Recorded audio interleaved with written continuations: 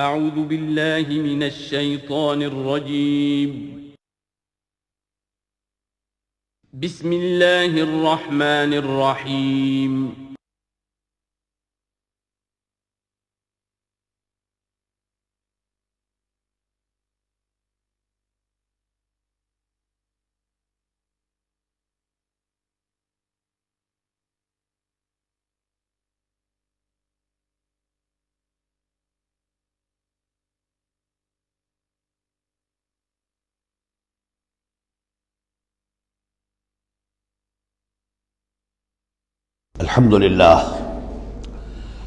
الحمدللہ وکفی والصلاة والسلام علی عبادہ الذین اصطفی، خصوصاً علی افضلہم وخاتم النبیین محمد الامین وعلی آلہ وصحبہ اجمعین. اما بعد فقد قال اللہ تبارک وتعالی کما ورد فی سورۃ النساء: اعوذ باللہ من الشیطان الرجیم بسم اللہ الرحمن الرحیم. ان المنافقین یخادعون اللہ وهو خادعهم واذا قاموا الى الصلاة قاموا کسالى یراؤون الناس ولا یذکرون اللہ الا قلیلا مذبذبین بین ذلک لا الہ ہؤلاء ولا الہ ہؤلاء ومن يضلل الله فلن تجد له سبيلا. يا أيها الذين آمنوا لا تتخذوا الكافرين أولياء من دون المؤمنين أتريدون أن تجعلوا لله عليكم سلطانا مبينا إن المنافقين في الدرك الأسفل من النار ولن تجد لهم نصيرا. صدق الله العظيم. رب اشرح لي صدري ويسر لي امري واحلل عقدة من لساني يفقهوا قولي. اللهم ربنا الهمنا رشدنا واعصمنا من شرور انفسنا. اللهم ارنا الحق حقا وارزقنا اتباعه وارنا الباطل باطلا وارزقنا اجتنابه. اللهم طهر قلوبنا من النفاق واعمالنا من الرياء والسنتنا من الكذب واعيننا من الخيانة فإنك تعلم خائنة الأعين وما تخفي الصدور. آمین یا رب العالمین. سورہ نساء کے بارے میں نے شروع ہی میں آپ سے عرض کر دیا تھا کہ اس میں سب سے زیادہ خطاب کا رخ جو ہے وہ منافقین کی طرف ہے، اگرچہ کہیں خطاب براہ راست یا ایھا الذین نافقوا کے الفاظ میں نہیں، یا ایھا الذین آمنوا، اس لیے کہ وہ بھی ایمان کے دعوے دار تھے، ایمان کے مدعی تھے، قانونی طور پر وہ بھی مسلمان تھے، مومن تھے. تو یہ طویل ترین مضمون جو ہے اب کنکلوڈ ہو رہا ہے ان آیات مبارکہ میں. ان المنافقین یخادعون اللہ، یقیناً منافق کوشش کر رہے ہیں اللہ کو دھوکہ دینے کی. یہ سورہ بقرہ کے دوسرے رکوع میں بھی آیت آئی تھی.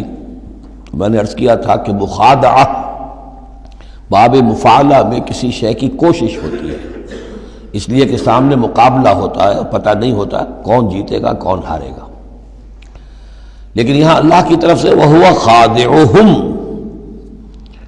اور یہ خادع جو ہے یہ ثلاثی مجرد سے اس میں فاعل ہے، اور یہ آتا ہے نہایت زوردار تاکید کے لیے، اللہ ان کو دھوکہ دے کر رہے گا. یعنی یہ کہ اللہ نے ان کو جو ڈھیل دی ہوئی ہے وہ سمجھ رہے ہیں کہ ہم کامیاب ہو رہے ہیں، ہمارے اوپر ابھی تک کوئی آنچ نہیں آئی، کوئی پکڑ نہیں ہوئی، کوئی گرفت نہیں ہوئی، ہم دونوں طرف سے بچے ہوئے ہیں. اس حوالے سے وہ اپنی اس ڈھیل کی وجہ سے بڑھتے چلے جا رہے ہیں، بڑھتے چلے جا رہے ہیں، بڑھتے چلے جا رہے ہیں. اور یہی در حقیقت اللہ کی طرف سے گویا کہ ان کو دھوکہ ہے جو دیا جا رہا ہے کہ وہ سمجھ رہے ہیں کہ ہم کامیاب ہیں. وَإِذَا قَامُوا إِلَى الصَّلَاةِ قَامُوا كُسَالَىٰ، اور جب وہ کھڑے ہوتے ہیں نماز کے لیے، یہ نماز کی طرف، تو کھڑے ہوتے ہیں بڑی کسل مندی کے ساتھ. یہاں ذرا نوٹ کر لیجئے کہ قامہ جو ہے، قامہ یقوم، یہ آتا ہے کھڑے ہونے کے لیے، قائم اس سے اس میں فاعل ہے. لیکن جیسے انگریزی زبان میں آپ کو معلوم ہے کہ ورب کے بعد پریپوزیشنز کی تبدیلی سے بڑے بڑے مفہوم بدل جاتے ہیں. انگریزی میں ٹو گیو ایک خاص مصدر ہے، ٹو گیو اپ، اب زمین و آسمان کا فرق ہو گیا. ٹو گیو ان بالکل ہی الٹی بات ہو گئی.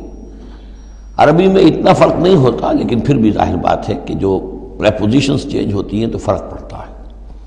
اسی لیے میں نے کہا تھا قام اعلیٰ الرجال قوامون علی النساء، اس میں حاکم ہونا، سربراہ ہونا، کسی کے حکم کا نافذ ہونا۔ قام الی کسی شے کے لیے کھڑے ہونا، کسی شے کی طرف کھڑے ہونا، کوئی کام کرنے کا ارادہ کرنا۔ وَإِذَا قَامُوا إِلَى الصَّلَاةِ قَامُوا كُسَالَىٰ، جب کھڑے ہوتے ہیں نماز کی طرف تو صاف نظر آ جاتا ہے کہ طبیعت میں بشاشت نہیں ہے، طبیعت میں آمادگی نہیں ہے، مجبوراً چونکہ اپنے آپ کو مسلمان ظاہر کرنا ہے لہذا کھڑے ہو رہے ہیں۔ قام بے ہم نے پڑھا تھا، قوامین بالقسط، قائما بالقسط اللہ کی شان ہے، کسی شے کو قائم کرنا۔ تو اس طریقے سے یہ جو الفاظ ہوتے ہیں ان کے ساتھ پریپوزیشنز کی چینج سے، یہ ہمارے ہاں عربی میں اس کو جو حروف جار کہتے ہیں، ان کے اضافے سے بہت اضافی معنی پیدا ہو جاتے ہیں۔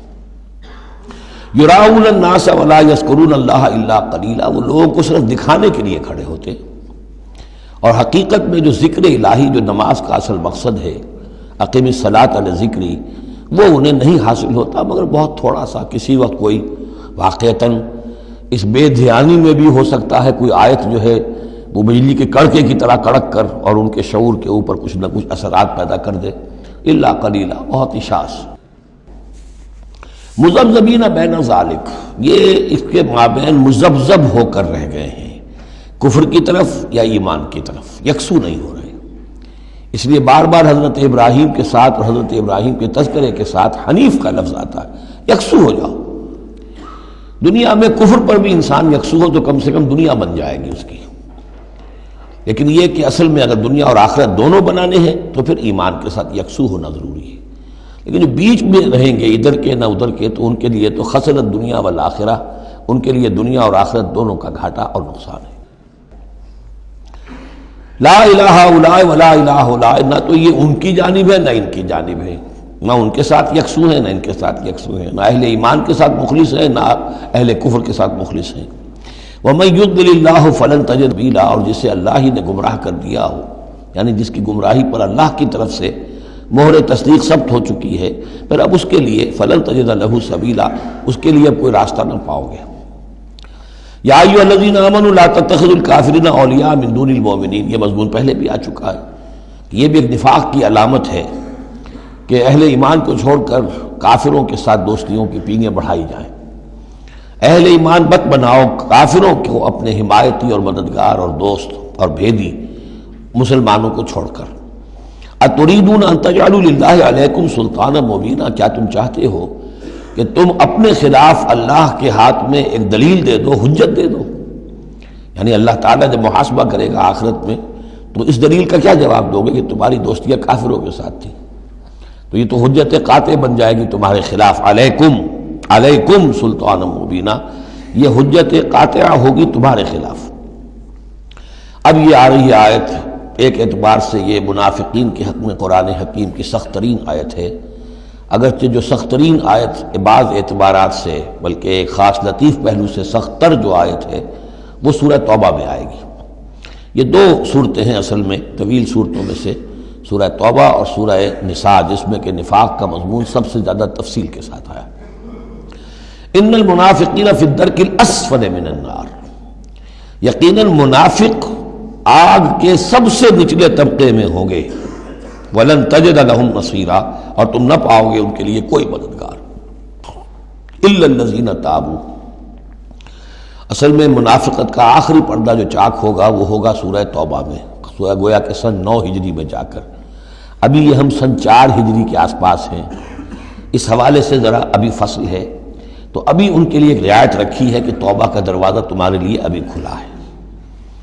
الا الذین تابوا واصلحوا، اب بھی اگر سوائے ان کے جو توبہ کریں اور اصلاح کر لیں، واعتصموا باللہ، اور اللہ سے چمٹ جائیں، یکسو ہو جائیں، ایک ہی طرف کے ہو جائیں، کونوا ربانیین، اللہ والے بن جائیں، شیطان سے پینگیں نہ بڑھائیں، شیطان کے ایجنٹوں سے اپنی دوستیاں نہ کریں، یکسو ہو جائیں اور اپنے آپ کو اس کے ساتھ وابستہ کر دیں ہر چہ باد آباد۔ اب یہ کشتی جو ہے ایمان کی اور اسلام کی، اگر یہ تیرتی ہے تو ہم تیریں گے، اور خدا نہ خواستہ اس کے لیے کوئی حادثہ ہے تو ہم بھی اس حادثے میں شامل ہو گئے۔ وَأَخْلَصُوا دِينَهُمْ لِلَّهِ، یہ ہے بہت اہم اصطلاح کہ وَإِن تَابُوا إِلَّا الَّذِينَ تَابُوا وَأَصْلَحُوا وَاعْتَصَمُوا بِاللَّهِ وَأَخْلَصُوا دِينَهُمْ لِلَّهِ، اپنی اطاعت کل کی کل اللہ کے لیے کر لیں، مخلص کر لیں۔ یہ نہ ہو کہ زندگی کے کچھ حصے میں اطاعت اللہ کی ہو رہی ہے، کچھ حصے میں کسی اور کی ہو رہی ہے۔ کیا کریں جی، یہ معاملہ تو رواج کا ہے، کیا کریں، اگرچہ ہے تو غلط شریعت کی روح سے، لیکن برادری کا رواج ہے، برادری کو چھوڑ تو نہیں سکتے۔ معلوم ہو آپ نے اپنی اطاعت کے حصے جو ہیں علیحدہ کر لیے، یہ حصہ جو ہے برادری کی اطاعت میں جائے گا، یہ حصہ اللہ کی اطاعت میں جائے گا۔ اطاعت جب تک کل کی کل اللہ کی نہ ہو، جیسے سورہ بقرہ میں ہم نے پڑھا تھا قاتلوا حتی لا تکون فتنۃ ویکون الدین للہ، دین ہو جائے پورا اللہ کے لیے۔ تو ایک تو اجتماعی سطح پر دین اللہ کے لیے ہو جائے، یعنی اسلامی ریاست قائم ہو جائے، پورا اسلامی قانون ہو، پورا اسلامی نظام ہو۔ اگر یہ نہیں ہے تو ایک شخص انفرادی سطح پر تو اپنی اطاعت تو خالص کر لے اللہ کے لیے، تو یہ تو انفرادی گویا کہ توحید عملی ہے۔ فاولئک مع المؤمنین، تو یہ لوگ پھر اہل ایمان میں شامل ہو جائیں گے۔ یعنی ابھی پوائنٹ آف نو ریٹرن نہیں ہے ابھی سب کے لیے، بہت سے لوگ تو پہنچ چکے، لیکن پھر بھی ابھی توبہ کا دروازہ کھلا ہے۔ وَسَوْفَ يُؤْتِ اللَّهُ الْمُؤْمِنِينَ أَجْرًا عَظِيمًا، اور جہاں تک مومنین کا تعلق ہے تو اللہ تعالیٰ اہل ایمان کو تو ان قریب بہت بڑا اجر عطا فرمائے گا۔ اب یہ اپیل کے انداز میں بھی آخری بات ہے، مَا يَفْعَلُ اللَّهُ بِعَذَابِكُمْ، سوچو اے منافقو، اللہ تمہیں عذاب دے کر کیا لے گا؟ اللہ کو سیڈسٹ ہستی نہیں ہے معاذ اللہ کہ اسے لوگوں کو دکھ پہنچا کر خوشی ہوتی ہو۔ ایسے پرورٹڈ انسان ہوتے ہیں، ان کی شخصیتیں مست ہو چکی ہوتی ہیں، جو دوسروں کو تکلیف میں دیکھتے ہیں تو خوش ہوتے ہیں، دوسروں کو تکلیف پہنچا کر، کوفت پہنچا کر انہیں کچھ راحت حاصل ہوتی ہے۔ تو اللہ معاذ اللہ ایسا نہیں ہے۔ ما یفعل اللہ بعذابکم، اللہ کیا لے گا تم سے، تمہیں عذاب دے کر، ان شکرتم وآمنتم، اگر تم شکر کی روش اختیار کرو، ایمان کی روش اختیار کرو۔ وکان اللہ شاکرا علیما، اللہ تو بہت ہی قدردانی فرمانے والا ہے، قدر افزائی فرماتا ہے۔ جو بندہ اس کے لیے کوئی کام کرے، محنت کرے، اللہ تعالیٰ اس کی قدر فرماتا ہے، اور جو بھی وہ کچھ کرتا ہے اس کے علم میں ہوتا ہے۔ کوئی شے ایسی نہیں ہے کہ جو ان اکاؤنٹڈ رہ جائے گی کہ میں نے یہ بھی کیا تھا اللہ کے لیے لیکن اس کا اجر مجھے نہیں ملا۔ اب جو یہ آخری حصہ ہے سورہ مبارکہ کا، اس میں بعض مضامین بہت ہی اہم ہیں بنیادی فلسفہ دین کے اعتبار سے۔ سب سے پہلی بات تو پھر آ رہی ہے وہی جو تمدنی اور معاشرتی معاملات ہوتے ہیں۔ معاشرے کے اندر کسی بری بات کا بلند آواز سے کہنا، کسی بری بات کا چرچا کرنا بالفعل کوئی اچھی بات نہیں ہے، لیکن اس میں ایک استثناء ہے۔ کسی مظلوم کا معاملہ یہ ہے کہ اس کے دل سے اگر جلے کٹے الفاظ میں نکل جائیں کسی کے لیے تو وہ اللہ کنڈون کرے گا، معاف کر دے گا۔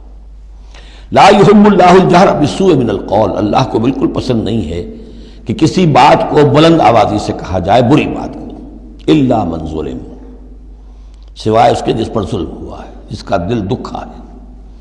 ابھی حال ہی میں نے جمعے میں وہ شعر سنائے تھے کہ فارسی زبان کا ایک شعر ہے، بترسز آہ مظلومہ، کہ ہنگام دعا کردن اجابت از در حق بہر استقبال می آید۔ مظلوموں کی آہوں سے ڈرو کہ جب ان کی زبان سے کوئی بد دعا نکل جاتی ہے تو اس دعا کی قبولیت جو ہے وہ خود استقبال کرنے کے لیے آتی ہے عرش سے، اللہ تعالیٰ کی طرف سے۔ تو اس کا ترجمہ بھی اردو میں شعر ہی میں موجود ہے، ڈرو مظلوم کی آہوں سے جب اٹھتی ہیں سینوں سے، قبولیت ہے کرتی خیر مقدم چرخ سے آ کر۔ تو مظلوم کا مسئلہ یہ ہے کہ اس کو اس کی بھی اجازت ہے۔ وَكَانَ اللَّهُ سَمِيعًا عَلِيمًا، اللہ سب کچھ سننے والا ہے اور سب کچھ جانتا ہے، اسے معلوم ہے جس کے دل سے یہ آواز نکلی ہے وہ کتنا دکھا ہوا ہے، اس کے احساسات کتنے مجروح ہوئے۔ ان تبدوا خیرا او تخفوہ او تعفوا عن سوء فإن اللہ کان عفوا قدیرا، جہاں تک تو خیر کا معاملہ ہے تم اسے بلند آواز سے کہو، ظاہر کرو یا چھپاؤ، برابر کی بات ہے۔ اللہ تعالیٰ کے لیے خیر تو خیر ہی ہر حال میں ہے، عیاں ہو یا خفیہ ہو۔ اور تعفو عن سوء، لیکن یہ ذرا اونچا مسئلہ ہے، اور اگر تم برائی کو سے معاف کر دیا کرو۔ اب یہ اپیل کے انداز میں ہے، مظلوم سے بھی کہا جا رہا ہے کہ اگرچہ تمہیں چھوٹ ہے یہ کہ تم پر گرفت نہیں ہوگی، لیکن تم ایک اس سے اعلیٰ تر اور بلند تر رتبہ ہے، اسے کیوں نہیں حاصل کرتے؟ اور تعفو عن سوء، کہ تم کسی برائی کے درگزر کرو، معاف کر دو۔ فإن اللہ عفوا قدیرا، تو یقیناً اللہ تعالیٰ بھی معاف فرمانے والا ہے اور قدرت رکھنے والا ہے۔ انسان تو بسا اوقات معاف کرنے پر مجبور بھی ہو جاتا ہے، اس لیے کہ بدلہ لینے کی قدرت نہیں رکھتا۔ اللہ تو مقتدر ہے، قدیر ہے، وہ تو جو چاہے فوراً جو ہے دیر اینڈ دین حساب چکا دے، لیکن نہیں، پھر بھی وہ اس کے باوجود وہ معاف فرماتا ہے۔ اب پھر یہ بہت اہم مضمون آ گیا ہے، وحدت الادیان کا جو ایک بنیادی جڑ ہے، اس کی جڑ کو یہاں کاٹی جا رہی ہے۔ غلط فلسفہ جو وحدت ادیان کا، میں نے آپ کو بتایا تھا کہ فلسفہ وحدت ادیان کا ایک حصہ صحیح ہے کہ اوریجن سب کا ایک ہے، لیکن یہ کہ اب جو شکلیں ہیں ان کی وہ ایک ہے، اس سے بڑی حماقت اور جہالت اور ضلالت اور گمراہی اور کوئی نہیں۔ اب یہ کانٹے کی بات بتائی جا رہی ہے کہ اصل میں دین میں جس چیز کی وجہ سے غلطی پیدا ہوتی ہے وہ کیا ہے؟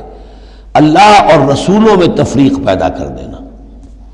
ایک ہے رسولوں میں تفریق کرنا، ایک رسول کو ماننا ایک کو نہ ماننا، ایک ہے اللہ کو علیحدہ کر دینا، رسول کو علیحدہ کر دینا۔ یہ جہالت ہے جو فتنہ انکار حدیث میں، فتنہ انکار سنت میں، اور یہ کہ بس اہل قرآن جو اپنے آپ کو سمجھتے ہیں کہ رسول کا کام تھا قرآن پہنچا دینا، اللہ اللہ خیر صلی اللہ۔ اب اصل معاملہ ہمارا اور اللہ کا ہے، اللہ کی کتاب ہے، ہم بھی سمجھتے ہیں، عربی زبان میں ہے، ہم اس کو خود سمجھیں گے، خود اس پر عمل کریں گے۔ باقی رسول نے اپنے زمانے میں مسلمانوں کو اس کی جو تشریح سمجھائی تھی، ٹھیک ہے، اس وقت انہوں نے قبول کر لی، لیکن رسول کی تشریح جو ہے وہ دائمی نہیں ہے، دائمی شے صرف قرآن ہے، گویا کہ اللہ کو اور رسول کو جدا کر دیا۔ وہ بات یہاں آ رہی ہے، ان الذین یکفرون باللہ ورسلہ، یقیناً وہ لوگ جو کفر کرتے ہیں اللہ کا اور اس کے رسولوں کا، وَيُرِيدُونَ أَن يُفَرِّقُوا بَيْنَ اللَّهِ وَرُسُلِهِ، اور وہ چاہتے ہیں کہ تفریق کر دیں اللہ کے اور اس کے رسولوں کے مابین۔ یہ دین الہی بھی یہی تھا کہ بس اللہ کا دین سمجھو، رسول سے کیا نسبت ہے؟ جب رسول کی نسبت ہو جائے گا یہ دین مسیح ہے، یہ دین موسیٰ ہے، یہ دین عیسیٰ ہے، یہ دین فلاں ہے، اگر رسولوں کا یہ فیکٹر جو ہے جو ڈفرینشیٹنگ فیکٹر ہے نکال دیا جائے تو اللہ تو سب کا کامن ہے، تو دین الہی ہو گیا۔ ان الذین یکفرون باللہ ورسلہ ویریدون ان یفرقوا بین اللہ ورسلہ ویقولون نؤمن ببعض ونکفر ببعض، اور وہ یہ کہتے ہیں کہ ہم کچھ کو مانیں گے کچھ کو نہیں مانیں گے، یعنی اللہ کو مانیں گے، رسولوں کا ماننا ضروری نہیں ہے، اللہ کی کتاب کو مانیں گے، رسول کی سنت کا ماننا کوئی ضروری نہیں۔ وَيُرِيدُونَ أَن يَتَّخِذُوا بَيْنَ ذَلِكَ سَبِيلًا، اور وہ چاہتے ہیں کہ اس کے بین ایک راستہ نکال لیں، اللہ کو ایک طرف کر دیں، رسول کو ایک طرف کر دیں۔ اولئک ھم الکافرون حقا، یہ لوگ کٹر کافر ہیں، ان کے کافر ہونے میں کوئی شک نہیں، یہ حق کہ یہ کافر ہیں۔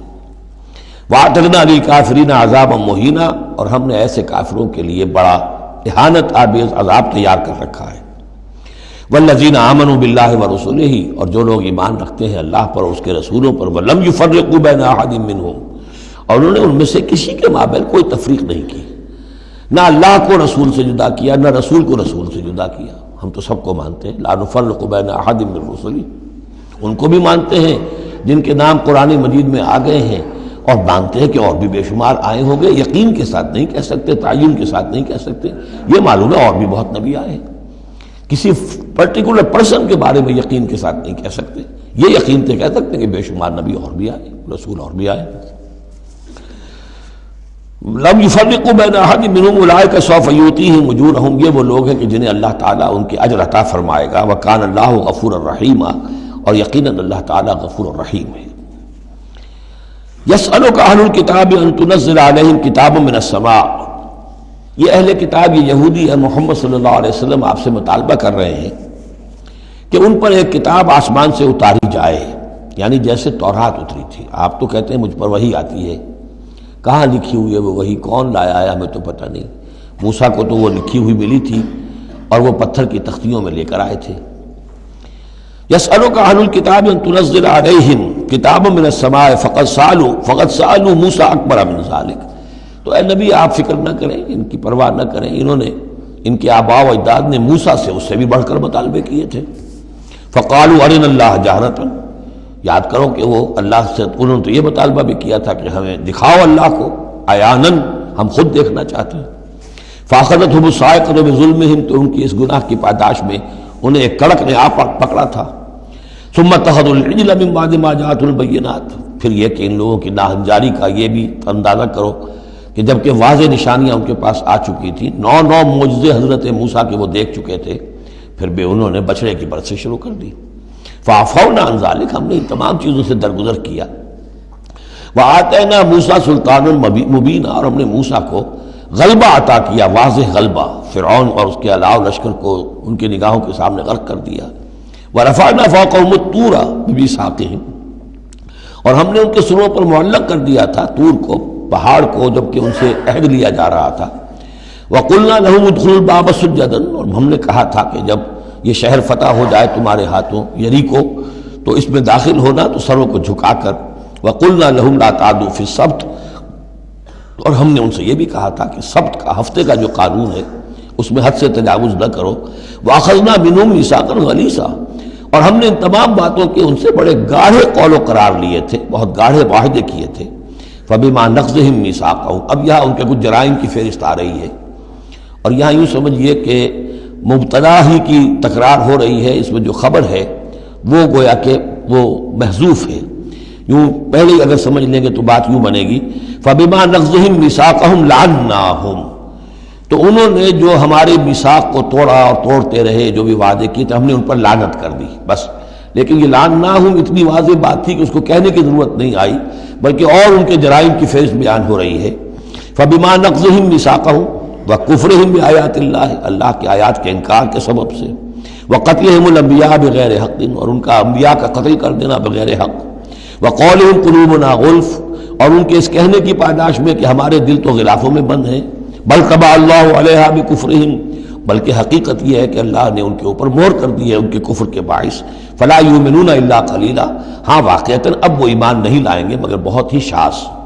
وبکفرہم وقولہم علی مریم بہتانا عظیما، اور بسبب ان کے اس کفر کے جو انہوں نے کیا اور جو انہوں نے مریم پر ایک بہتان عظیم لگایا، حضرت مریم سلام علیہا پر بہتان یہ لگایا کہ یہ زنا کیا ہے اور یہ یوسف نجار کا بیٹا ہے یہ مسیح، اگرچہ ان کے روایات کے مطابق یہ ہے کہ ان کی نسبت تھی، یوسف نجار بڑھئی تھے ایک، ان کے ساتھ حضرت مریم کی نسبت ہو چکی تھی لیکن وداعی نہیں ہوئی تھی، لیکن وداعی سے پہلے ہی ان کے مابین تعلق ہوا اور یہ بیٹا ہو گیا، تو یہ تو پھر ولد الزنا ہوا۔ یہ تھی اتنی بڑی بات تھی جو وہ کہتے ہیں، اور اس کو باقاعدہ پکچرز بنا کے امریکہ میں چلاتے ہیں، سن آف مین، تم جسے سن آف گاڈ کہتے ہیں وہ سن آف مین ہے۔ اب سن آف مین جو ہے اس کو سمجھ لیجئے کہ اس کا مطلب کیا ہوا پھر، کہ آؤٹ آف ویڈ لاک کی تو آخر ہوا نا، اس کا جو پیدا ہوا اگر حضرت مسیح تو وہ صحیح جائز ولادت سے تو نہ ہوا، اگر انسان کا بیٹا ہے۔ بہرحال اتنے بڑے بڑے بہتان لگائے۔ وَبِكُفْرِهِمْ وَقَوْلِهِمْ عَلَىٰ مَرْيَمَ بُهْتَانًا عَظِيمًا وَقَوْلِهِمْ إِنَّا قَتَلْنَا الْمَسِيحَ عِيسَى ابْنَ مَرْيَمَ رَسُولَ اللَّهِ، اور بسبب ان کے یہ کہنے کہ ہم نے قتل کیا مسیح کو، عیسیٰ ابن مریم کو، رسول اللہ، اللہ کے رسول کو۔ یہ رسول اللہ ان کا لفظ نہیں ہے، یہ اللہ کی طرف سے سائن آف ایکسکلیمیشن کے ساتھ، اچھا ان کا دعویٰ یہ ہے کہ انہوں نے اللہ کے رسول کو قتل کیا، جبکہ رسول تو قتل ہو ہی نہیں سکتا۔ کتب اللہ لأغلبن انا ورسلی، یہ تو اللہ کا فیصلہ ہے، طے شدہ لکھا ہوا ہے کہ میں اور میرے رسول تو غالب آ کر رہیں گے۔ تو ان کی تو یہ جرتیں ہیں کہ یہ سمجھتے ہیں کہ انہوں نے اللہ کے ایک رسول کو قتل کیا ہے۔ وما قتلوہ وما صلبوہ، ہرگز انہوں نے قتل نہیں کیا، نہ اسے سولی دی، ولیکن شبہ لہم، بلکہ اس کی شبیہ بنا دی گئی ان کے لیے، صورت بنا دی گئی، مشابہت کر دی گئی اس کے ساتھ ان کے لیے، کہ انہوں نے جس کو سمجھا ہے کہ وہ مسیح ہے، وہ مسیح نہیں تھا، وہ مسیح کی جگہ کوئی اور تھا، جو انجیل برنباس سے معلوم ہوتا ہے کہ جوڈاس اسکیریوٹ جو کہ حواریین میں سے ایک تھا، ویسے اس کی نیت اور تھی، بد نیتی نہیں تھی، وہ ایک لمبی بات ہو جائے گی، اس کا وقت دورہ قرآن میں نہیں ہے، نیت اس کی کچھ اور تھی، لیکن اس نے گرفتار کرایا تھا، اور اس گرفتاری کے پاداش میں پھر اللہ تعالیٰ نے اس کی شکل جو حضرت مسیح کی بنا دی، اور حضرت مسیح کی جگہ وہ پکڑا گیا اور سولی چڑھا۔ وما قتلوه وما صلبوه ولكن شبه لهم وان الذين اختلفوا فيه لفي شك منه، اور جو لوگ اس کے بارے میں اختلاف میں پڑے ہوئے ہیں وہ شکوک و شبہات میں ہیں، انہیں خود پتہ نہیں کہ ہوا کیا، کیسے ہوا۔ ما لهم به من علم، ان کے پاس اس کے ضمن میں کوئی علم نہیں ہے، الا اتباع الظن، سوائے اس کے کہ اٹکل پچو کے تیر چلاتے ہیں۔ وما قتلوه یقینا، یہ بات یقینی ہے کہ اسے قتل نہیں کیا گیا، وہ قتل نہیں ہوا، وہ صلیب نہیں دیا گیا علیہ الصلاۃ والسلام، بل رفع اللہ الیہ، بلکہ اللہ نے اسے اٹھا لیا اپنی طرف، وَكَانَ اللَّهُ عَزِيزًا حَكِيمًا، اور اللہ تعالیٰ زبردست ہے، کمال حکمت والا۔ اس کی تفصیل میں آپ کو پہلے بتا چکا ہوں کہ کیا شکل پیش آئی تھی اس باغ میں جہاں حضرت مسیح اپنے حواریین کے ساتھ روپوش تھے، جو کہ تفصیل انجیل برنباس میں ہے۔ وَإِن مِّنْ أَهْلِ الْكِتَابِ إِلَّا لَيُؤْمِنَنَّ بِهِ قَبْلَ مَوْتِهِ، اور نہیں رہے گا اہل کتاب میں سے کوئی بھی مگر اس پر ایمان لا کر رہے گا اس کی موت سے قبل۔ یعنی حضرت مسیح مرے نہیں ہیں، زندہ ہیں، وہ دوبارہ آئیں گے، اور دوبارہ جب آئیں گے تو اہل کتاب میں سے کوئی شخص نہیں رہے گا جو ان پر ایمان نہ لے آئے۔ وَيَوْمَ الْقِيَامَةِ يَكُونُ عَلَيْهِمْ شَهِيدًا، اور قیامت کے دن وہی ان کے خلاف گواہ بن کر کھڑا ہوگا۔ یہ خلاف گواہی وہی آ گئی جو ہم نے پڑھا تھا 41ویں آیت میں، فَكَيْفَ إِذَا جِئْنَا مِنْ كُلِّ أُمَّةٍ بِشَهِيدٍ وَجِئْنَا بِكَ عَلَىٰ هَٰؤُلَاءِ شَهِيدًا۔ ہر نبی کو اپنی قوم کے خلاف گواہی دینی، لہذا حضرت مسیح علیہ السلام اپنی اس قوم، اپنی امت کے خلاف گواہی دیں گے۔ فَبِظُلْمٍ مِّنَ الَّذِينَ هَادُوا حَرَّمْنَا عَلَيْهِمْ طَيِّبَاتٍ أُحِلَّتْ لَهُمْ۔ تو اللہ تعالیٰ کی ایک سنت یہ بھی ہے کہ کوئی قوم اگر کسی معاملے میں حد سے گزرتی ہے تو اس کو سزا کی ایک شکل یہ بھی ہوتی ہے کہ حلال چیزوں سے بھی محروم کر دیا جائے، حرام کر دی جائیں۔ تو ان لوگوں نے جنہوں نے یہودیت اختیار کی، ان کی اسی غلط روش کے باعث حرمنا علیہم طیبات، ہم نے بعض پاکیزہ چیزیں بھی ان پر حرام کر دیں، احلت لہم، جو کہ اصلاً ان کے لیے حلال تھیں۔ جیسے کہ حضرت یعقوب علیہ السلام نے اگر اونٹ کا گوشت کھانا چھوڑ دیا تھا تو اللہ تعالیٰ تورات میں فرما دیتے کہ بھئی یہ حرام نہیں ہے، یہ تو اسرائیل نے، حضرت یعقوب نے خود کر لیا تھا، لیکن اللہ نے کہا اچھا ٹھیک ہے، ان کی جو ہے یہ سزا رہے، ان پر جو تنگی ہے وہ رہے۔ وَبِصَدِّهِمْ عَنْ سَبِيلِ اللَّهِ كَثِيرًا، اور بسبب ان کے اللہ کے راستے سے رکنے اور روکنے کے، اللہ کے راستے سے رکتے بھی ہیں، روکتے بھی ہیں، تو اس کی وجہ سے اللہ تعالیٰ نے ان کو سزا کے طور پر بعض حلال چیزوں سے بھی محروم رکھا۔ وَأَخْذِهِمُ الرِّبَا، اور پھر ان کے جرائم کی فہرست میں یہ بھی ہے کہ ان کا سود کھانا، وَقَدْ نُهُوا عَنْهُ، اور یہ کہ ان سے روک دیے گئے تھے۔ سود ان کی شریعت میں حرام ہے، آج بھی حرام ہے، لیکن وہ یہ سمجھتے ہیں کہ سود کا لین دین یہودیوں کا آپس میں حرام ہے، کوئی یہودی دوسرے یہودی سے سودی لین دین نہیں کرے گا۔ لیکن جنٹائلز کے لیے تو ان کا عام قاعدہ یہ ہے، گوئمز اینڈ جنٹائلز، ان کے لیے ہم پر لیس علینا فی الامیین سبیل، ہم پر کوئی گرفت ہے ہی نہیں، کوئی ذمہ داری ہے ہی نہیں، ہم جیسے چاہیں کریں، لوٹیں کھسوٹیں، جس طرح چاہیں دھوکہ دیں، اور تو ظاہر بات ہے سود میں تو پھر کوئی قباحت رہی نہیں۔ وَأَخْذِهِمُ الرِّبَا وَقَدْ نُهُوا عَنْهُ وَأَكْلِهِمْ أَمْوَالَ النَّاسِ بِالْبَاطِلِ، اور بسبب ان کے لوگوں کے مال ناحق ہڑپ کرنے کے، وَأَعْتَدْنَا لِلْكَافِرِينَ مِنْهُمْ عَذَابًا أَلِيمًا، اور ان میں سے جو کافر ہیں جنہوں نے اب کفر کی بھی روش اختیار کر لی ہے، ان کے لیے ہم نے بہت دردناک عذاب تیار کر رکھا ہے۔ لَٰكِنِ الرَّاسِخُونَ فِي الْعِلْمِ مِنْهُمْ وَالْمُؤْمِنُونَ، لیکن جو لوگ ان میں سے پختہ علم والے ہیں، جیسے عبداللہ ابن سلام رضی اللہ تعالی عنہ، اور اہل ایمان جو ہے، جو محمد پر ایمان لائے ہیں صلی اللہ علیہ وسلم، یؤمنون بما انزل الیک وما انزل من قبلک، وہ تو ایمان رکھتے ہیں اس پر بھی جو اے نبی آپ کی طرف نازل کیا گیا، اور اس پر بھی کہ جو آپ سے پہلے نازل کیا گیا۔ والمقیمین الصلاۃ، وہ تو نماز کے قائم کرنے والے ہیں، والموتون الزکوٰۃ، اور زکوٰۃ کے ادا کرنے والے ہیں، والمؤمنون باللہ والیوم الآخر، اور ایمان رکھنے والے ہیں اللہ پر بھی اور یوم آخر پر بھی۔ اولئک سنؤتیہم اجرا عظیما، یہ وہ لوگ ہیں کہ جنہیں ہم اجر عظیم عطا فرمائیں گے۔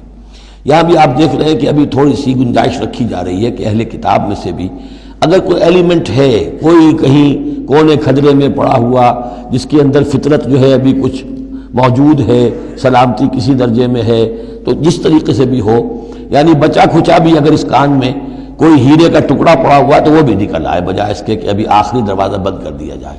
تو نہ آخری دروازہ ابھی بند کیا منافقین پر اور نہ ان پر کیا۔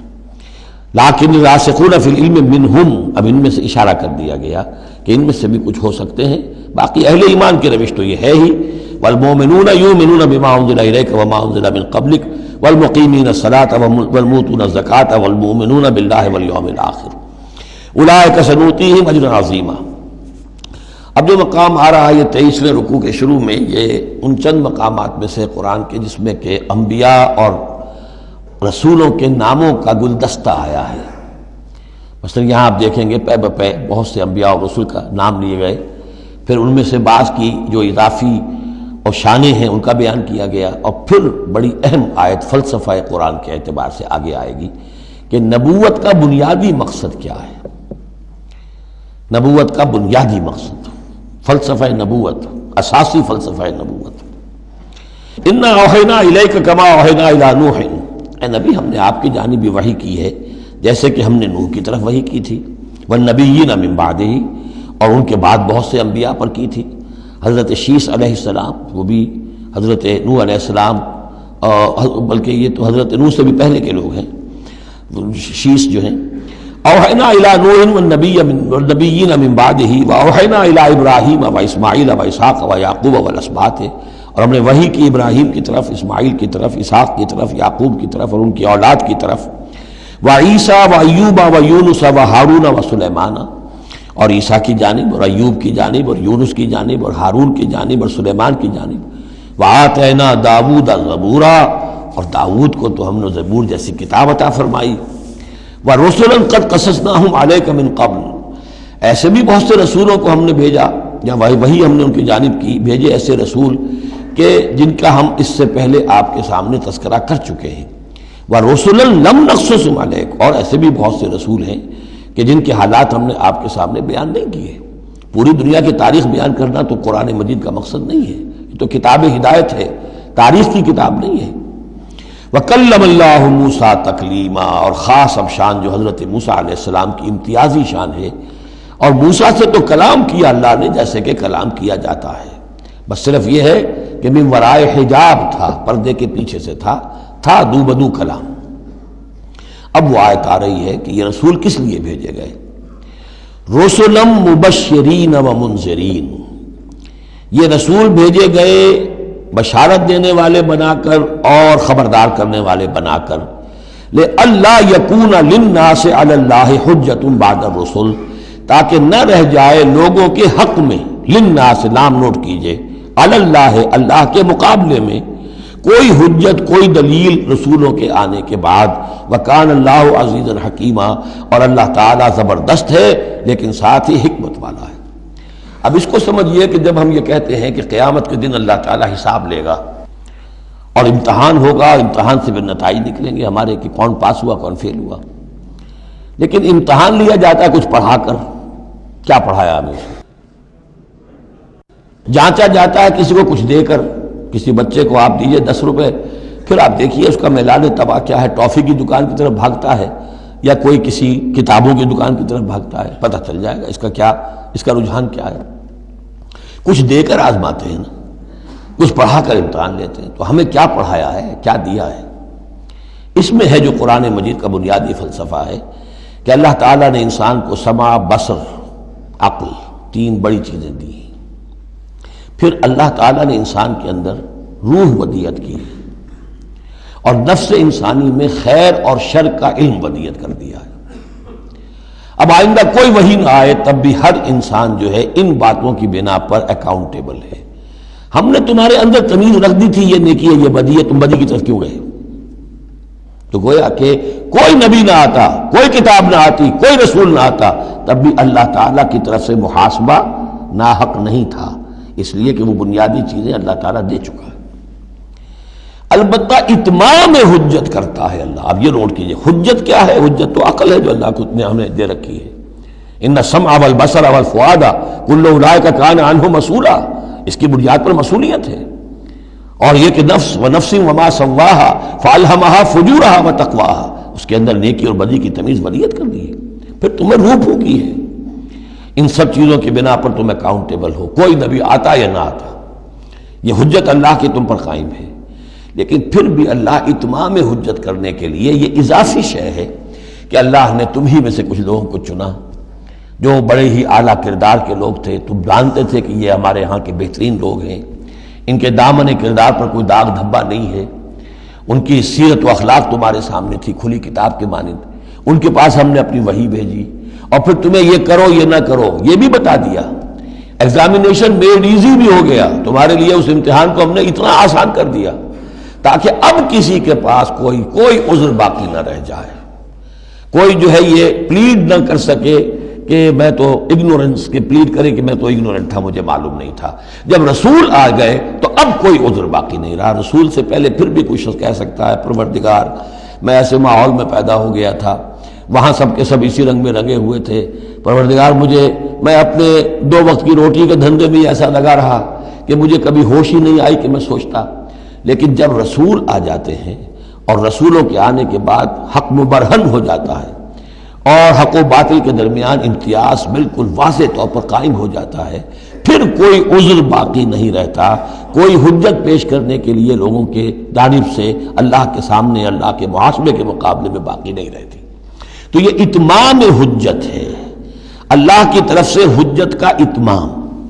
رسولم مبشرین، اور کر کیا سکتے ہیں رسول؟ نہ کسی کو زبردستی ہدایت پر لا سکتے ہیں، ظاہر بات ہے کسی کو گمراہ کرنا تو پیش نظر ہے ہی نہیں، لیکن کسی کو زبردستی ہدایت پہ نہیں لا سکتے۔ ہاں جن کے اپنے اندر کی یہ چیزیں جاگ جائیں گی، متوجہ ہو جائیں گے، اپنے باطن کی حقیقتوں کی طرف دیکھیں گے اور پھر یہ کہ نبی کی بات سنیں گے، اس سے فائدہ اٹھائیں گے، سیدھے راستے پر چلیں گے، ان کے لیے مبشر ہوں گے، بشارت، فراح و ریحان و جنت نعیم۔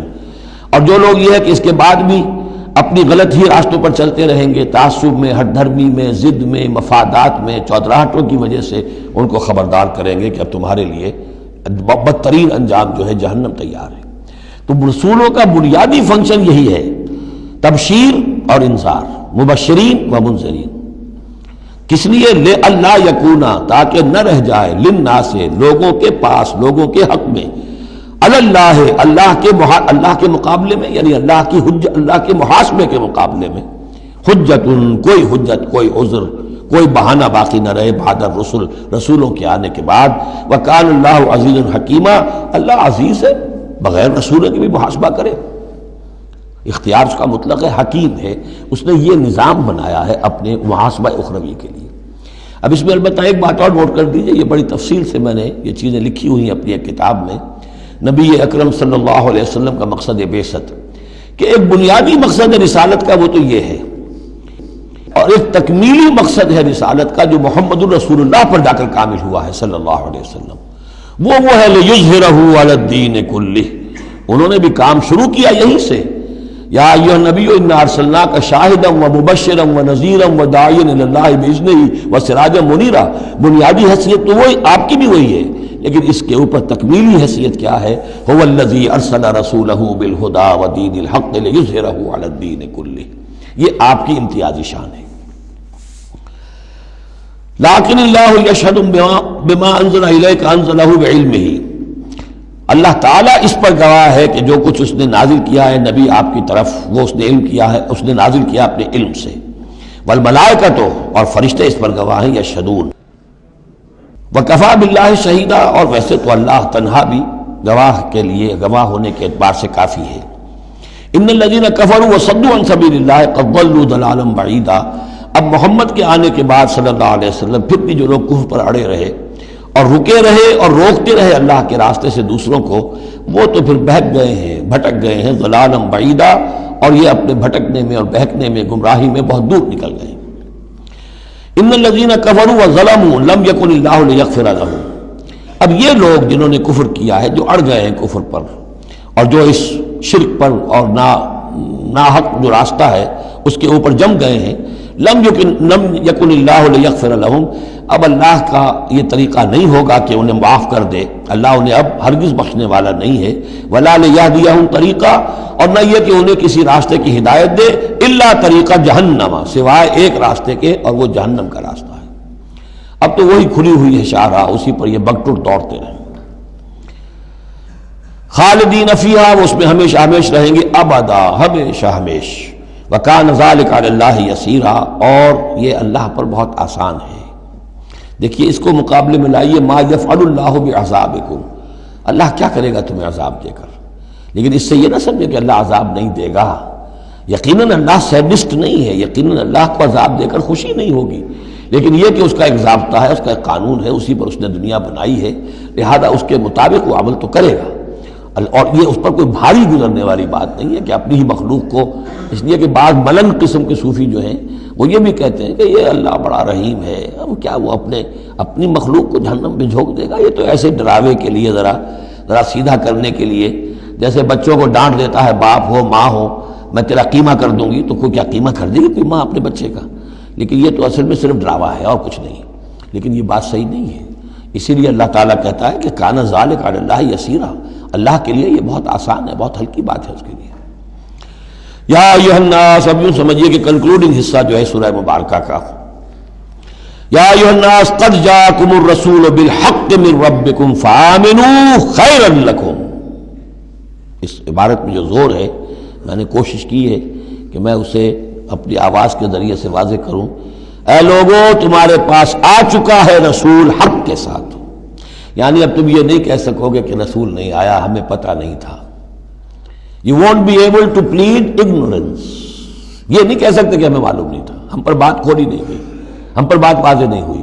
یہ بہانہ ختم ہو گیا محمد کے آنے کے بعد. یا ایھا الناس قد جاءکم الرسول بالحق من ربکم فآمنوا خیرا لکم. ایمان لے آؤ یہی تمہارے لیے بہتر ہے، بلکہ صحیح ترجمہ ہوگا اسی میں تمہاری خیریت ہے.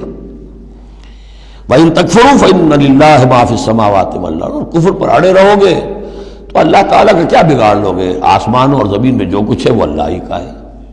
وَكَانَ اللَّهُ عَلِيمًا حَكِيمًا. اللہ علیم ہے حکیم ہے. یا اہل الکتاب لا تغلوا فی دینکم. اے کتاب والو اپنے دین میں غلو نہ کرو. ولا تقولوا علی اللہ الا الحق. اور اللہ کی طرف کوئی شے منسوب نہ کرو سوائے اس کے جو درست ہو اور حق ہو. جھوٹ بولنا ہے تو بازی بارش بابا ہم بازی. جھوٹ بولنا ہے خود بولو. خدا پر جھوٹ جڑنا اللہ نے یہ کہا، یہ تو گویا کہ یوں سمجھیے کہ بازی بارش بابا ہم بازی والی بات ہو گئی. لا تقولوا علی اللہ الا الحق انما المسیح عیسی ابن مریم رسول اللہ. دیکھو مسیح عیسیٰ ابن مریم اللہ کے رسول تھے، یہ حیثیت ان کی ہے. الوہیت میں کوئی حصہ نہیں ہے، وہ خدا کے بیٹے نہیں ہیں، رسول اللہ ہے. وَكَلِمَتُهُ أَلْقَاهَا إِلَىٰ مَرْيَمَ. اور اس کا ایک کلمہ ہے کہ جو اس نے ڈالا مریم پر، یعنی مریم کی رحم میں جو حمل ہوا ہے حضرت عیسیٰ کا وہ اللہ کے کلمہ کن کی طرف فعل ہوا ہے. ایک جو فزیکل جو بھی حصے ہیں کسی عمل کے، اب کسی بھی انسان کی ولادت میں ایک حصہ باپ کا ہے ایک حصہ ماں کا ہے، لیکن حضرت مسیح علیہ السلام کی ولادت میں ماں والا حصہ تو پورا موجود ہے. حمل ہوا ہے 9 مہینے آپ اپنے رحم میں رہیں حضرت مریم سلام علیہا کے، لیکن یہ کہ باپ والا حصہ نہیں ہے. تو اللہ تعالیٰ کے ہاں جہاں پر بھی کوئی اس طرح کا لنک جو ہے جو میٹیریل لنکس ہیں جو وہ اگر کہیں ٹوٹا ہے تو کن اللہ کا ایک کن جو ہے اللہ کا ایک امر وہ وہاں پر کفایت کرتا ہے. اس معنی میں اللہ تعالیٰ کے کلمے ہیں. کلمتہ القاہا الی مریم اور روح منہ. اور ایک خاص روح ہے اللہ کی طرف سے، یعنی روح تو ویسے سب کی اللہ کی طرف سے ہے، لیکن یہ کہ روحوں کے بڑے اونچے مراتب بھی ہیں. ایک روح محمدی ہے جس کو ہم عام طور پر ہمارے علماء نور محمدی کہتے ہیں. وہ نور محمدی کیا ہے؟ روح محمدی. اس لیے کہ روح جو ہے نورانی شے ہے. ملائکہ بھی نور سے پیدا ہوئے ہیں اور انسانی جو ارواح ہے وہ بھی نور سے پیدا ہوئی ہیں. جنات نار سے پیدا ہوئے ہیں. حیوانات اور انسان کا بھی حیوانی جسم جو ہے یہ مٹی اور پانی سے پیدا ہوا ہے. سیدھی بات ہے. تو چونکہ ارواح جو ہے نورانیہ ہیں تو وہ نور تو ہے. تو حضور کی نور، حضور کی روح اس کی اپنی شان ہے. حضرت عیسیٰ کی نور کا نور اور ان کی روح ان کی اپنی شان. روح منہ فآمنوا باللہ ورسولہ. پس ایمان لاؤ اللہ پر اور اس کے رسولوں پر. ولا تقولوا ثلاثہ.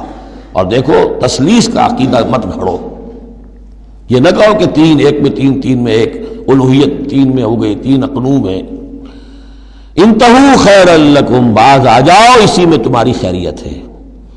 انما اللہ الہ واحد. جان لو اللہ تو ایک ہی الہ واحد ہے، تنہا ہے. سبحانہ ان یکون لہ ولد. وہ پاک ہے اس سے کہ اس کے کوئی بیٹا ہوتا یا اولاد ہوتی. لہ ما فی السماوات و ما فی الارض. آسمانوں اور زمین میں جو کچھ ہے اسی کا ہے، اس کی ملکیت ہے. وکفی باللہ وکیلا. اور اللہ کافی ہے بطور کارساز. لن یستنکف المسیح ان یکون عبدا للہ. مسیح کو تو اس میں ہرگز کوئی عار نہیں ہے کہ اس کو کہا جائے کہ وہ اللہ کا بندہ ہے. اس کو تو اللہ کے بندہ ہونے میں اسے اپنی شان محسوس ہوگی. جب ہم کہتے ہیں وَنَشْهَدُ أَنَّ مُحَمَّدًا عَبْدُهُ وَرَسُولُهُ تو یہ عبدیت کی شان تو اور بلند و بالا ہے، رسالت سے بھی اوپر ہے. یہ ایک علیحدہ مسئلہ ہے، پھر کبھی اس کو بیان کروں گا. تو لن یستنکف المسیح ان یکون عبدا للہ. یہ کوئی بات ان کے لیے کوئی عار کی نہیں ہے کہ وہ اللہ کے بندے ہوں. بل الملائکۃ المقربون. اور نہ ہی جو ملائکہ مقربین ہیں انہیں اس میں کوئی عار ہے کہ انہیں اللہ کا بندہ سمجھا جائے. سب بندے ہیں. وَمَن يَسْتَنْكِفْ عَنْ عِبَادَتِهِ وَيَسْتَكْبِرْ. اور جو کوئی بھی آر سمجھے گا اللہ کی بندگی میں اور استکبار کرے گا، تکبر کرے گا، فَسَيَحْشُرُهُمْ إِلَيْهِ جَمِيعًا، تو پھر اللہ تعالیٰ ان سب کو اپنے پاس لے آئے گا، جمع کرے گا۔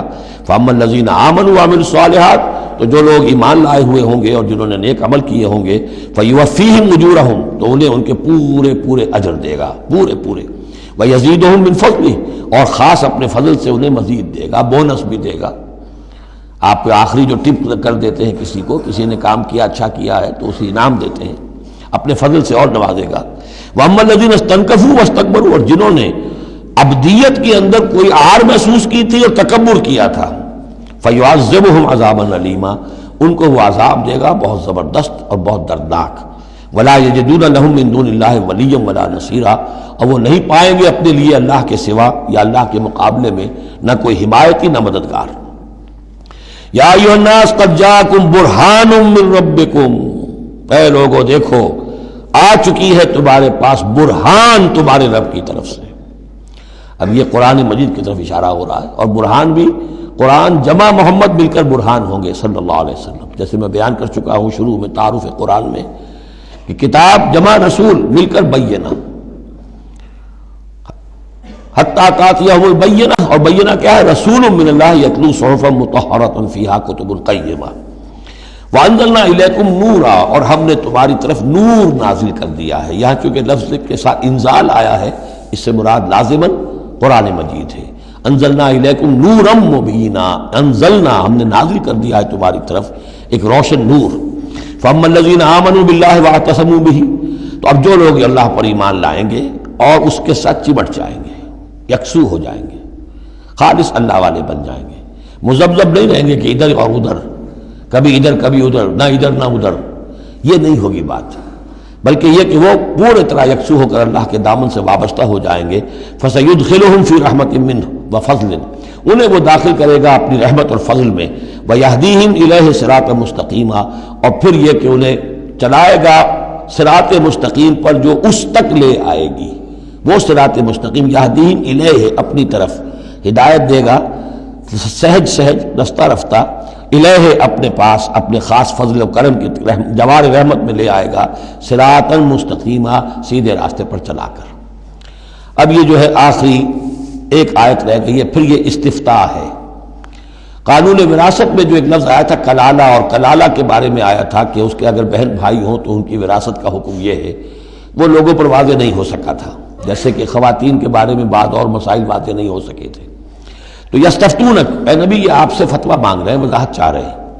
قل اللہ یفتیکم فی الکلالہ، کہو کہ اللہ تعالیٰ تمہیں کلالہ کے بارے میں مزید وضاحت دے رہا ہے، فتویٰ دے رہا ہے، حکم بتا رہا ہے۔ ان امرؤ ہلک لیس لہ ولد ولہ اخت، اگر کوئی شخص مر گیا، فوت ہو گیا اور اس کا کوئی اولاد نہیں ہے، اور کلالہ اس کو کہتے ہیں اولاد بھی نہ ہو والدین بھی نہ ہو، ولہ اخت، اور اس کی ہو ایک بہن، فلہا نصف ما ترک، تو ایسے ہی جیسے ایک بیٹی ہو تو اسے آدھا ملے گا، تو اس کے مطابق اس کو آدھا مل جائے گا۔ وَهُوَ يَرِثُهَا إِن لَّمْ يَكُن لَّهَا وَلَدٌ، اور کلالہ اگر عورت تھی اور اس کے کوئی اولاد نہیں، کوئی والدین نہیں، تو اس کا پورا وارث اس کا بھائی بن جائے گا، پھر پوری جو اس کی دولت ہے، اس کی وراثت اس کے بھائی کو چلی جائے گی۔ وَإِن كَانَتْ اثْنَتَيْنِ فَلَهُمَا الثُّلُثَانِ مِمَّا تَرَكَ، اور اگر وہ بہنیں جو ہیں وہ دو سے زائد ہو یا دو ہو تو 2/3 میں وہ شریک ہو جائیں گے۔ وَإِن كَانُوا إِخْوَةً رِجَالًا وَنِسَاءً، اور بہن بھائی ہوں بہت سے، فَلِلذَّكَرِ مِثْلُ حَظِّ الْأُنثَيَيْنِ، تو پھر وہ اصلی قاعدہ جو ہے کہ مرد کے لیے 2 عورتوں کے برابر حصہ ہو جائے گا، بھائی کو بہنوں سے ڈبل ملے گا۔ یعنی یوں سمجھ لیجئے کہ وہ جو حکم وہاں تھا بیان کیا گیا وہ اخیافی بہن بھائیوں کا تھا۔ اخیافی بہن بھائی وہ ہوتے تھے عرب میں کہ ماں ایک ہو باپ علیحدہ ہو، ان کا چونکہ خاص مسئلہ ہوتا تھا اس لیے بیان کر دیا۔ باقی عینی اور اللاتی، ماں باپ دونوں ایک ہو، اور یا یہ کہ مائیں علیحدہ ہو باپ ایک ہو، تو ان کا وہی قانون ہوگا کہ جو بیٹا بیٹی کا ہے، کہ جس طریقے سے کہ بیٹا اور بیٹی میں جس نسبت سے وراثت تقسیم ہوتی ہے ایسے ہی ان بہن بھائیوں میں ہوگی۔ یہ ہے یبین اللہ لکم ان تضلوا، اللہ واضح کیے دیتا ہے تمہارے لیے مبادا تم گمراہ ہو جاؤ، واللہ بکل شیء علیم، اور اللہ ہر چیز کا علم رکھتا ہے۔ سورہ نساء مکمل ہوئی، اب اللہ کا نام لے کر اس گروپ کی جو آخری صورت ہے۔ اور یہ نوٹ کر لیجئے کہ جو ہمارا منزلوں کا میں نے نظام آپ کو بتایا تھا، پہلی منزل ختم ہو گئی ہے، یہ سورہ مائدہ سے المنزل 2 یہ شروع ہو رہی ہے، المنزل 2 دوسری منزل شروع ہو گئی. لیکن جو مکی اور مدنی صورتوں کے گروپ ہیں وہ ابھی ختم نہیں ہوا. پہلا وہ تو یہ کہ مکی صورت سورہ فاتحہ، مدنی کا ایک گروپ البقرہ اور آل عمران، دوسرا گروپ النساء اور المائدہ. المائدہ مل کر پھر جا کر جو گروپ ہے مکی مدنی کا وہ ختم ہوگا جبکہ مائدہ ختم ہوگی. سورہ مائدہ کا بھی تقریباً اسلوب وہی ہے کہ جو سورہ نساء کا ہے، لیکن یہ کہ یہاں زیادہ جو زور ہے وہ اہل کتاب پر ہے. جیسا کہ میں نے آپ کو بتایا تھا کہ یہ جو گروپ ہے پہلا ان صورتوں کا، اس کے 2 مضامین ہیں بنیادی. ایک شریعت اسلامی، شریعت اسلامی کا بلو پرنٹ ابتدائی خاکہ جو ہے وہ سورہ بقرہ میں، تکمیلی احکام اب اس میں آئیں گے. دوسرے اہل کتاب پر اتمام حجت اور آخری درجے میں دعوت، آخری فیصلہ کن باتیں جو ہیں وہ آپ کو اب ملیں گی اس سورہ مبارکہ میں. بسم اللہ الرحمن الرحیم. یا ایھا الذین آمنوا اوفوا بالعقود. سورہ نساء شروع ہوئی تھی یا ایھا الناس سے، اے لوگو. یہاں بس فرق یہ ہے کہ یا ایھا الذین آمنوا، اہل ایمان، اپنے عہدوں کو، معاہدوں کو، قول و قرار کو پورا کیا کرو. اب انہوں سمجھ لیجئے کہ سماجی زندگی جتنی انسان کی ہے وہ معاہدوں پر قائم ہے. Even marriage is a social contract. شادی کیا ہے؟ ایک معاہدہ ہے ایک مرد ایک عورت کے مابین ساتھ رہنے کا، ساتھ زندگی گزارنے کا. اس کے کچھ حقوق ہیں، کچھ فرائض ہیں. بیوی کے حقوق، شوہر اور اس کے فرائض، اور شوہر کے حقوق اور اس کے فرائض. معاہدہ ہے. بڑے بڑے کاروبار جو ہیں وہ معاہدوں کی شکل میں ہوتے ہیں، تو معاہدہ ہے. اور بھی سوشل کانٹریکٹس ہیں کہ جو ہمارے ہاں employer employee relationship is a contract. یا جو سیاسی نظام ہے، عہدے ہیں، مناصب ہیں، ان کی ذمہ داریاں ہیں، ان کے پریولیجز ہیں، یہ آپ کی ذمہ داریاں ہیں، یہ آپ کے اختیارات ہیں. تو ایک ہی شے اگر پوری ہو جائے، اوفوا بالعقود، جو بھی عقد ہو. عقد کہتے ہیں گرہ کو، عقدہ کہتے ہیں، عقدہ گرہ. عقد ہے کوئی چیز بند گئی، بس طے ہو گئی، فیصلہ ہو گیا، وہ عقود ہے. احلت لکم بہیمۃ الانعام الا ما یتلی علیکم. تمہارے لیے تمام جو مویشی کی نوعیت کے حیوانات ہیں وہ حلال کر دیے گئے، ان کا گوشت کھانا، سوائے اس کے جو تمہیں پڑھ کر سنائے جاتے ہیں. یعنی ان میں خنزیر ہے وہ حرام ہے، اور مردار اگر ہے تو حرام ہے، وغیرہ وغیرہ، وہ بعد میں آ جائے گا. لیکن باقی جو مویشی وہ ہوش نہیں، شیر چیتا جو وحشی ہیں یہ نہیں، جو مویشی قسم کے ہیں، ہرن ہے، نیل گائے ہے، اور اس طرح کی چیزیں جو بھی ہیں کہ جو عام طور پر وہ گوشت خور نہیں ہے بلکہ یہ کہ سبزے کے اوپر ان کا گزارا ہوتا ہے، یہ ساری چیزیں جو ہیں یہ تمہارے لیے حلال کی گئی. غیر محل الصید وانتم حرم. ایک تم پر پابندی ہے کہ اگر حج کے لیے احرام باندھا ہوا ہو یا عمرے کے لیے تو تم اس حالت میں شکار نہیں کر سکتے. ان اللہ یحکم ما یرید. یہ اللہ کا اختیار ہے، وہ فیصلہ کرتا ہے، حکم دیتا ہے جو چاہتا ہے. یا ایھا الذین آمنوا لا تحلوا شعائر اللہ ولا الشہر الحرام ولا الہدی ولا القلائد ولا عامین البیت الحرام. اہل ایمان مت بے حرمتی کرو اللہ کے شعائر کی، مت حلال کر لیا کرو، بے حرمتی کر دیا کرو اللہ کے شعائر کی، اور نہ حرمت والے مہینوں کی، اور نہ ہدی کے جانوروں کی، جو جانور لے کے جائے جاتے تھے کعبے کی طرف حج کے لیے یا عمرے کے لیے ساتھ لے کر جاتے تھے. ولا القلائد. اور ان کے گلوں کے اندر پٹے ڈال دیے جاتے تھے علامت کے طور پر کہ اب یہ کعبے کی طرف جا رہے ہیں. ولا عامین البیت الحرام. اور نہ وہ حاجی لوگ کہ جو بیت حرام کی طرف چل رہے ہیں، قصد کر رہے ہیں، جا رہے ہیں. اب وہ بھی ان کی بھی ایک نسبت ہو گئی ہے کہ یہ سفر کر رہے ہیں تو اللہ کے گھر کے مسافر ہیں. جیسے کہ وہاں آپ نے دیکھا ہوگا جو گئے ہیں کہ انہیں وہ کہتے ہیں مرحبا بضیوف الرحمن، کہ مرحبا ان لوگوں کو کہ جو رحمان کے مہمان ہیں. یعنی حاجی جو یہاں آئے ہیں وہ اصل میں اللہ کے مہمان ہیں، اللہ میزبان ہے. تو اب ان کے لیے یہ ہے کہ ان کی بے حرمتی نہ ہو، حتیٰ کہ عزت نہ ہو. یبتغون فضلا من ربہم ورضوانا. یہ سب جو ہیں اللہ تعالیٰ کی فضل کی اور اس کے اپنے رب کے رضوان کی تلاش میں ہیں، اس کی کوشش میں جا رہے ہیں. وَإِذَا حَلَلْتُمْ فَاصْطَادُوا. ہاں جب تم احرام کھول دو، حلال ہو جاؤ. تو یہ حلال ہو جانا ایک اصطلاح ہے جب کہ احرام کھل گیا. فَاصْطَادُوا. پھر تم شکار کرو، تمہیں کھلی چھوٹ ہے. ساری پابندیاں احرام کی حالت کی ہیں. وَلَا يَجْرِمَنَّكُمْ شَنَآنُ قَوْمٍ أَن صَدُّوكُمْ عَنِ الْمَسْجِدِ الْحَرَامِ أَن تَعْتَدُوا. اور دیکھنا تمہیں آمادہ نہ کر دے کسی قوم کی دشمنی کہ انہوں نے تمہیں روکے رکھا تھا مسجد حرام سے کہ تم بھی زیادتی کرو. یعنی انہوں نے تمہیں روکے رکھا 7 برس تک، 6 برس تک، اور تمہیں یہاں قریب نہیں آنے دیا. اب ایسا نہ ہو کہ اس کے بدلے میں تم کو زیادتی کرو، زیادتی مت کرو۔ ولا یجرمنکم شنآن قوم، تمہیں آمادہ نہ کر دے کسی قوم کی دشمنی، اور دشمنی کس وجہ سے؟ ان صدوکم عن المسجد الحرام، کہ انہوں نے تمہیں روکے رکھا مسجد حرام سے، ان تعتدوا، کہ تم زیادتی کرنے لگو، وتعاونوا علی البر والتقوی، نیکی کے کاموں پر اور تقوی کے کاموں پر تعاون کیا کرو، ولا تعاونوا علی الاثم والعدوان، اور اسم، گناہ اور عدوان، ظلم اور زیادتی کے کاموں میں تعاون مت کرو، واتقوا اللہ ان اللہ شدید العقاب، اللہ کا تقوی اختیار کرو، یقیناً اللہ تعالیٰ سزا دینے میں بہت سخت ہے۔ دیکھیے انداز بالکل وہی ہے جو سورہ نساء کا ہے، وہی معاشرتی معاملات، اس کے بارے میں بنیادی اصول۔ اب یہاں پہ پھر وہ آ رہی ہے آخری مرتبہ یہ آیت، اور مزید وضاحت کے ساتھ، حرمت علیکم المیتۃ، تم پر حرام کیا گیا مردار، جو خود اپنی موت مر گیا جانور، وہ حرام ہو گیا، والدم، دم اور خون، ولحم الخنزیر، اور خنزیر کا گوشت، وما اہل لغیر اللہ بہ، اور جس پر پکارا گیا اللہ کے سوا کسی اور کا نام، کسی اور کے نام نامزد ہے، کسی اور کا تقرب حاصل کرنے کے لیے وہ اس کا وہ جو ہے ذبح کیا جا رہا ہے، والمنخنقۃ، اور وہ جانور جو گلا گھٹنے سے مر گیا۔ کبھی ایسا ہوتا ہے کہ کوئی بکری ہے یا کچھ اور ہے، وہ اپنی زنجیر جس میں بندھی ہوئی ہے اسی کا کوئی پھندا ایسا لگ جاتا ہے، اب وہ جتنی کوشش کرتی ہے اس پھندے سے نکلنے کی، وہ گلا گھٹ جاتا ہے، مر جاتی ہے، تو یہ بھی مردار کے حکم میں ہے۔ والموقوذۃ، یا چوٹ لگنے سے کسی جانور کی موت واقع ہو گئی، وہ بھی مردار کے حکم میں ہوگا۔ والمتردیۃ، یا اونچی جگہ سے کہیں سے کوئی جانور گرا ہے، گردن ٹوٹ گئی ہے، مر گیا ہے، وہ بھی مردار ہے۔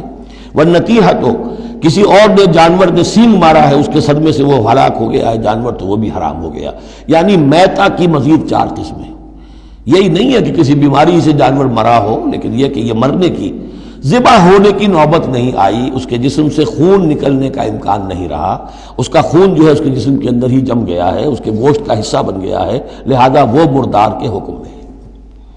وما اکل السبع الا ما ذکیتم، اور جسے کھا لیا ہو درندوں نے مگر یہ کہ جسے تم ذبح کر لو۔ فرض کیجئے کہ کسی شیر نے یا کسی چیتے نے کسی ہرن کے اوپر حملہ کیا، لیکن اس سے پہلے کہ وہ ہرن مرتا وہ شیر بھاگ گیا، آپ نے کوئی فائر کیا وہ بھاگ گیا، ابھی ہرن میں جان ہے، آپ نے جا کے ذبح کر لیا، تو وہ پھر آپ کے لیے جائز ہے، کیونکہ ابھی اس میں جان تھی، ذبح آپ نے کیا ہے، تو اب یہ کہ اس میں سے وہ خون نکل جائے گا، تو جہاں جہاں شیر کا منہ لگا ہو اس حصے کو کاٹ کر پھینک دیجئے، باقی آپ کھا سکتے ہیں۔